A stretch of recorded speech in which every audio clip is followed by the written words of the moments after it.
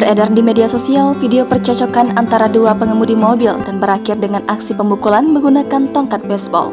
Aksi pemukulan ini terjadi di halaman parkir depan sebuah minimarket di Jalan Mojopahit nomor 1, Keputaran, Tegalsari, Surabaya.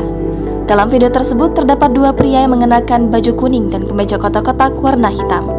Diduga, pria berbaju kuning ingin meminta klarifikasi terhadap pria berbaju kotak-kotak.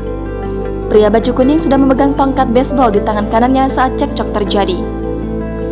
Di akhir video, aksi pemukulan dilakukan pria berbaju kuning menggunakan tongkat baseball. Video aksi pemukulan ini diunggah oleh akun Instagram @liana.lukito. Korban pemukulan telah membuat laporan terkait kejadian ini dan kini laporannya sudah diproses. Kasat Reskrim Polrestabes Surabaya, AKBP Mirzal Maulana menjelaskan, aksi pemukulan ini terjadi pada Senin 7 November lalu di sekitaran Jalan Majapahit, Surabaya. Ia menambahkan jika pemicu keributan kedua pengendara mobil itu adalah masalah parkir. Saat ini, polisi telah melakukan pemeriksaan terhadap para saksi dan korban.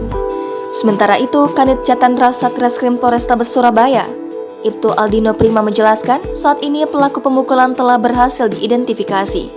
Namun, sosok pria tersebut belum bisa disampaikan ke publik karena masih dalam proses penyelidikan. Menurutnya, proses penyelidikan ini masih mengumpulkan sejumlah barang bukti dan keterangan para saksi. Dalam unggahan Instagram @liana.lukito menjelaskan jika permasalahan ini karena mobil pria berbaju kuning tergores. Pengunggah juga meminta kasus ini segera diproses.